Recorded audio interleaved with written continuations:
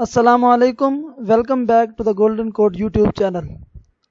आज का ये हमारा 6th वीडियो लेक्चर है और अकॉर्डिंग टू द डेडलाइन आज हम जो टॉपिक कवर करने जा रहे हैं वो main function, clear screen and get seat function and first program in C++ compilation and execution process.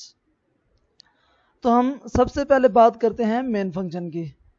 जैसे कि हमारी जो एट द बिगनिंग जब मैंने प्रोग्रामिंग का कंसेप्ट आपको दिया था और जब मैं बेसिक स्ट्रक्चर आपको C++ प्रोग्राम का समझा रहा था मेरे ख्याल में 4th वीडियो लेक्चर में, तो उसके अंदर मैंने आपको मेन फंक्शन का एक थोड़ा सा इंट्रोडक्शन दिया था कि मेन फंक्शन जो है वो हमारा एक बेसिक एंट्री पॉइंट है हमारा प्रोग्राम का।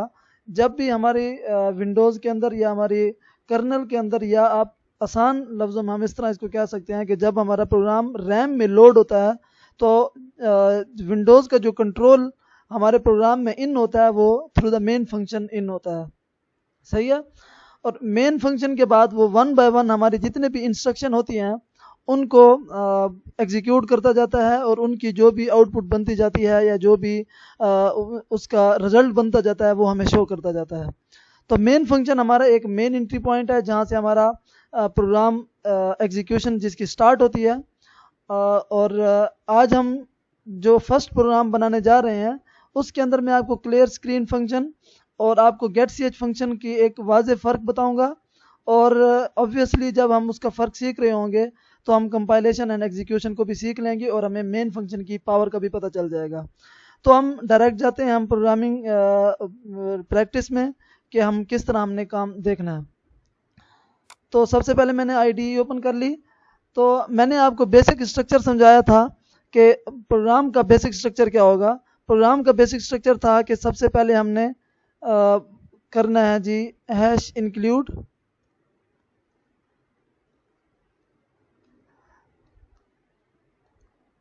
IO स्ट्रीम, और उसके बाद मैंने आपको बताया था कि हमारे पास मेन फंक्शन होता है और उसके बाद फिर हमारे पास कोई हमारे पास स्टेटमेंट्स होती हैं या सेट ऑफ इंस्ट्रक्शन होती है जो हम इधर राइट करते हैं, जो एग्जीक्यूट होते हैं। और आपको पता था कि ये जो हमारा हैश इंक्लूड है ये एक लाइब्रेरी फाइल है जो इंक्लूड करता है IO स्ट्रीम। एक हमारे पास लाइब्रेरी है जो इनपुट और आउटपुट स्ट्रीम हमें प्रोवाइड करती है, जिसके ज़रिए हम इनपुट भी दे सकते हैं और जिसके ज़रिए हम आउटपुट ले भी सकते हैं। तो सेम हमारा यही IO स्ट्रीम का काम है।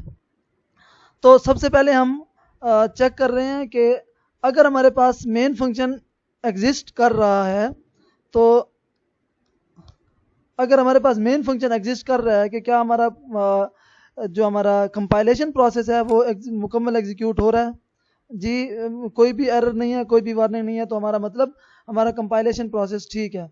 अगर मैं मेन फंक्शन को हटा देता हूँ तो मैं फिर इसको कंपाइल करता हूँ, अब क्या एरर आ रहा है कि मेन फंक्शन का एरर आ रहा है कि ऐसी स्क्रिप्ट जिसके अंदर मेन फंक्शन ना हो C++ के अंदर हम उसको एग्जीक्यूट या कंपाइल नहीं कर सकते। ठीक है जी। तो मेन फंक्शन होना लाजमी है, ये एक मेन फंक्शन की पावर है, उसका होना लाजमी है। तो मैं मेन फंक्शन को मैं वापस ले आता हूँ। ये हमारा मेन फंक्शन आ गया। तो अब चलते हैं कि जो हमारी वीडियो है जिसके अंदर हमने क्लियर स्क्रीन और गेट ch फंक्शन का हमने फ़र्क वाजे करना है वो हम देख लेते हैं। क्लियर स्क्रीन फंक्शन जो कि नाम से वाजे है, ये हमारे पास कंसोल का जो भी स्टफ़ है उसको क्लियर करने के लिए यूज़ होता है। ठीक है। तो हम पहले क्लियर स्क्रीन फंक्शन को ज़रा देख लेते हैं।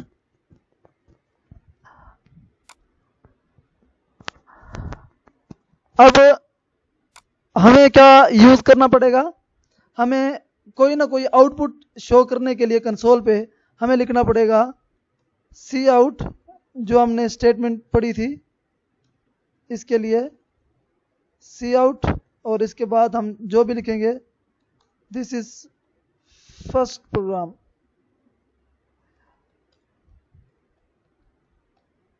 ओके जी, इसको मैं अब कंपाइल कर लेता हूँ।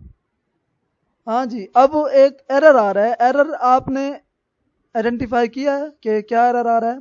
लास्ट वीडियो में मैंने आपको इस पे बड़ा डिटेल से मैंने समझाया था। अगर आपको एरर समझ मेरे ख्याल में आ गई होगी, अगर नहीं आ रही तो मैंने आपको बताया था कि ये जो सी आउट है ये एक ऑब्जेक्ट है S T D name space का। तो अब हमारे पास क्या है, अब हमारे पास एरर नहीं आएगा। ठीक है, जब मैं इसको मैं रन करता हूँ तो ये देखिए हमारे पास आउटपुट शो हो रहा है। अगर मैंने अभी बहुत सारे सी आउट इस्तेमाल करने हैं तो मैं वन बाय वन हर किसी के साथ एस टी डी नहीं लिखूंगा। इस वजह से ऊपर मैं इसको मैं यूज़ कर रहा हूँ using name space S T D. अब मैं थ्रू आउट द प्रोग्राम जब भी सी आउट लिखूंगा तो वो खुद ब खुद आइडेंटिफाई कर लेगा कि ये इस नेम स्पेस से लिया गया है। इसको मैं कंपाइल करके आपको दिखा देता हूँ। ये अभी देखिए कोई एरर भी, कोई वार्निंग भी नहीं आ रही। तो ये फर्स्ट प्रोग्राम हमारा सक्सेसफुल रन हो गया। तो मैं ना कुछ इसके कॉपीज़ बना लेता हूँ और इनको मैं पेस्ट कर देता हूँ।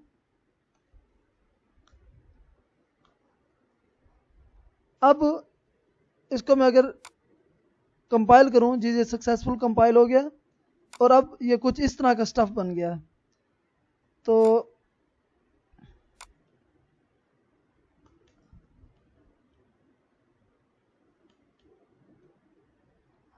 अब होगा क्या, मैं जो है ना, जो स्टफ हमारे पास नज़र आ रहा है हमारे पास स्क्रीन के ऊपर, उसको मैं करना चाहता हूँ कि प्रीवियस स्टफ डिलीट हो जाए, न्यू स्टफ फिर हमारे पास आ जाए। क्योंकि कंसोल की विंडो कम है तो जब स्टफ बढ़ जाता है तो हमें स्क्रॉलिंग करनी पड़ जाती है। तो मैं स्क्रॉलिंग से बचने, अब ऐसी स्टफ आता जाए, जब एंड पे पहुंचेगा तो इधर एक स्क्रॉल आ जाएगा, तो स्क्रॉल से हमें पूरा स्टफ देखना पड़ेगा। तो उस स्क्रॉलिंग से बचने के लिए मैं ये कुछ ना कुछ स्टफ डिलीट करूँगा। तो C++ के अंदर उसको डिलीट करने का जो तरीका है, एक सिस्टम फंक्शन है, उसको हमने यूज़ करना है और उसके अंदर हमने लिखना है CLS, क्लियर स्क्रीन। इसका मतलब है क्लियर स्क्रीन। और ये जो फंक्शन है ये हमारा इसी लाइब्रेरी के अंदर पड़ा है जो कि #include IOStream है। ठीक है जी। अब जैसे मैं इसको रन करता हूँ, तो जैसे ही रन करता हूँ तो हमारे पास कुछ भी स्क्रीन पे कुछ भी नहीं है। क्यों कुछ नहीं है? सबसे पहले ये सारे शो हुए हैं, ये शो होने के बाद फिर हमारे पास क्लियर स्क्रीन रन हुआ है, जिसकी वजह से ये पिछला पूरा प्रीवियस स्टफ जो है वो सब के सब ख़त्म हो गया। और इसको मैं आपको आइडेंटिफाई करने के लिए ये बात मैं आपको इस तरह कर सकता हूँ। इसको मैं इसके बाद मैं कंपाइल कर सकता हूँ, इधर लिख देता हूँ आफ्टर CLS। ठीक है जी। अब क्या होगा, ये पिछला पूरा रन होता है, ये आउटपुट में भी आता है, आउटपुट नज़र भी आता है, लेकिन इतना क्विकली हो जाता है, मशीन इतनी फास्ट है जो हमें अपेयर होके ठहरा नहीं रहा था और हमें नज़र नहीं आता और डायरेक्ट ही क्लियर स्क्रीन हो जाती है। तो अब क्या होगा, सबसे पहले ये एग्जीक्यूट होती है, फिर ये वाली लाइन एग्जीक्यूट होती है, फिर ये वाली होती है, फिर ये वाली लाइन, ये one by one output show होता है। जैसे ही क्लियर स्क्रीन वाली लाइन एग्जीक्यूट होती है तो पिछला पूरा प्रीवियस स्टफ जो भी है वो सारा क्लियर हो जाता है और उसके बाद ये वाली लाइन हमारे पास एग्जीक्यूट हो जाती है। सही है। अब मैं इसको आपको रन करके दिखा देता हूँ। ये देखें, after CLS this is first program. अब मैं आपको ये बताता हूँ कि अगर अभी भी आपको कन्फ्यूजन है कि ये पता नहीं पहला वाला स्टफ नज़र आ रहा है या नहीं आ रहा, तो हम इसको इस तरह देख सकते हैं कि एक हमारे पास और फंक्शन है getch का फंक्शन। getch का फंक्शन नाम से भी जाहिर है, ये गेट और ch का मतलब करेक्टर, गेट करेक्टर, या कोई ना कोई करेक्टर लेता है और फिर कंट्रोल को आगे ट्रांसफॉर्म करता है। अगर मैं अभी getch फंक्शन यूज़ करता हूँ, getch, अब getch फंक्शन मैं यहाँ पे क्यों यूज़ कर रहा हूँ, क्योंकि जब ये वाली लाइन एग्जीक्यूट होगी उसके बाद ये नीचे वाली लाइन एग्जीक्यूट होगी, उसके बाद ये वाली इस तरह आउटपुट बनता जाएगा। जैसे ही getch की बारी आएगी तो कंट्रोल वेट करेगा जब तक हम कोई ना कोई की प्रेस नहीं करते। जब तक हम की प्रेस नहीं करेंगे ये वाला हमें आउटपुट में नज़र आता रहेगा। जैसे ही हम की प्रेस करेंगे ये पूरा वाइप आउट हो जाएगा और नेक्स्ट वाला जो लाइन है वो नज़र आ जाएगी। अब जो getch फंक्शन है उसके लिए एक लाइब्रेरी है, वो लाइब्रेरी हमारे पास है #include conio.h, सॉरी conio.h, ये हमारे पास लाइब्रेरी है। इसको मैं कंपाइल करता हूँ। कंपाइल करने के बाद इसको मैं एग्जीक्यूट करता हूँ। अब देखें जो हमारा फर्स्ट स्टफ है वो हमें नज़र आ रहा है।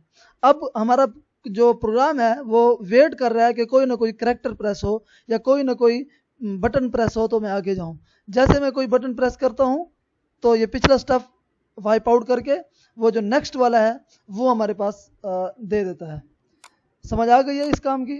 अब जो गेट सी एच का एक और काम है वो भी मैं आपको दिखाना चाहता हूँ कि जब हम एप्लीकेशन बना देते हैं और एप्लीकेशन को हम रन करते हैं, हम इस IDE से रन नहीं करते, हम डायरेक्ट जाके रन करते हैं हमारे इस जो एक्जी फाइल बनी है इसकी हमारी कोड की, उधर से अगर हम रन करते हैं तो हमारा प्रोग्राम आउटपुट शो करते ही बंद हो जाता है। हमें पता ही नहीं चलता क्या क्या आउटपुट शो हुई है, वो बिल्कुल बंद ही हो जाता है। कि फॉर एग्जांपल अभी मैं इधर रन करता हूँ, अब देखना कि जैसे मैं करैक्टर प्रेस करता हूँ तो वो ठहरा रहता है स्टेबल, हमें ये वाली लाइन नज़र आती है। लेकिन जब मैं अपनी एक्जी फाइल से रन करता हूँ, जैसे मैं बटन प्रेस करता हूँ तो हमें वो वाली लाइन नज़र नहीं आती और हमारा जो प्रोग्राम है वो बंद हो जाता है। तो हम इस चीज़ को भी वेट करा सकते हैं कि हमारा जो प्रोग्राम है वो हमारे पास जो प्रोग्राम है वो उसकी आउटपुट वेट करे जब तक हम ना कहें कि ये बंद हो। ठीक है, अब देखना इसको मैं क्लिक करता हूँ, ये अब जैसे मैं बटन प्रेस करूँगा कोई ना कोई की इनपुट पे जाएगी तो वो क्या करेगा, पिछला स्टफ सारा रिमूव कर देगा और क्या करेगा, हमारे पास न्यू स्टफ दिखाएगा जो आफ्टर क्लियर स्क्रीन होगा।